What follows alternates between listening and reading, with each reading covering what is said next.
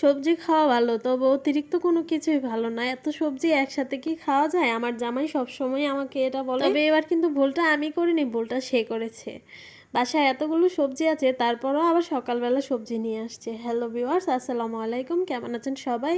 আলহামদুলিল্লাহ, আমরাও অনেক অনেক ভালো আছি। সকাল থেকে ভিডিওটা শুরু করছি। সকালের নাস্তা বানাতে চলে আসলাম। সকালে ছেলের জন্য খিচুড়ি রান্না করব, তাই আমাদের জন্য একটু খিচুড়ি রান্না করছি। মানে আমরা মা ছেলের জন্য খিচুড়ি রান্না করেছি। বাসায় কলা পাউরুটি আছে, তা দিয়ে আপনাদের ভাইয়া নাস্তা করবে। আর ঘুম থেকে উঠে আমি অনেকগুলো জামা কাপড় ভিজিয়ে রেখেছি। আর আপনাদের ভাইয়াকে বলেছিলাম শুধু ডিম আর আলু নিয়ে আসতে, কারণ ছেলে তো আলু ছাড়া অন্য কিছুই খেতে চায় না। আলুটা তার অনেক পছন্দ। আর দেখেন এতগুলো সবজি নিয়ে আসছে বাজার থেকে। পরশুদিন আবার সবজি নিয়ে আসছে, ওইগুলোই শেষ হয়নি। আবার আজকে এতগুলো সবজি, যখন যা ইচ্ছা করবে তখন সেটাই বাসায় আনবে, সেটা আর বললামই না।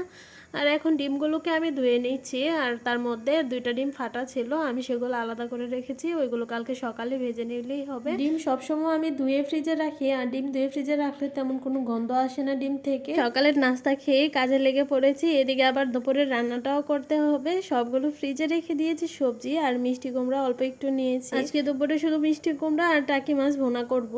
তো আমি টাকি মাছগুলো আগে বের করে রেখেছি, এখন মিষ্টি কুমড়াটা কেটে নিচ্ছি। মিষ্টি কুমড়াটা কাটা হলে তারপর আবার মাছগুলোকে আমি কেটে নিচ্ছি।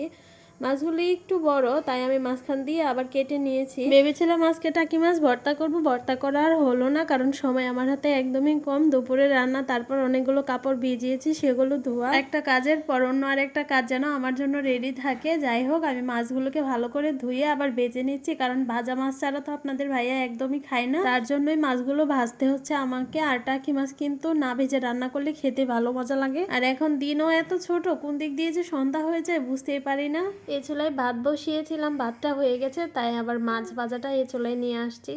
মাছ ভাজাটা হয়ে গেছে, এখন আমি উঠিয়ে এখন এই কড়াইয়ের মধ্যে মিষ্টি কুমড়াটা ভাজি করব। আজকে পেঁয়াজ কাঁচামরিচগুলোকে আমি হালকা ভেজে দিয়েছি, কারণ সময় নেই, তাড়াতাড়ি রান্নাটা করতে হবে। লবণ হলুদ ধনিয়া গুঁড়ো দিয়ে মিষ্টি কুমড়াটাকে আমি এই চুলায় বসিয়ে দিয়েছি। আর এই চুলায় আপনাদের ভাইয়া তরকারিটা বসিয়ে দিয়েছে। প্রথমে মশলাগুলোকে খুব ভালো করে কষিয়ে তারপরে আবার টমেটোগুলো দিয়ে নিচ্ছে। আর বলছে এটা হচ্ছে ক্যাপসিকামের মতো, মনে করো একটা হচ্ছে লাল ক্যাপসিকাম আর একটা হচ্ছে সবুজ ক্যাপসিকাম। মানে একটা কাঁচা টমেটো দিয়েছে আর একটা পাকা টমেটো দিয়েছে। উনি আমাকে ওই হিসাবটা বুঝিয়ে দিচ্ছে। আর সব সময় কিন্তু আমার হাতের তরকারির চেয়ে ওনার হাতের তরকারি অনেক মজা। আর আজকের তরকারিটাও বেশ ভালো হয়েছে, মানে সত্যিই অনেক মজা হয়েছে আজকের টাকি মাছের তরকারি। আর ওইদিকে মিষ্টি কুমড়ার ভাজিটা হয়ে গেছে, আর আমি কাপড় ধুতে চলে গিয়েছিলাম। এদিকে আপনাদের ভাইয়াও তরকারিটা কষিয়ে ঝোল দিয়ে আবার এই চুলায় নিয়ে আসছে। ছেলের শরীরটাও তেমন ভালো না, আপনাদের ভাইয়া ছেলেকে কোলে নিয়ে আছে, আর আমি বারবার দেখছি যে তরকারিটা হয়েছে কি। আমার কাপড়গুলো ধোয়া হয়ে গেছে, আর এখন ধনিয়া পাতা দিয়ে দিয়েছি। তরকারিটা হয়ে গেছে। আজকের ভিডিওটি এ পর্যন্তই। আল্লাহ হাফেজ।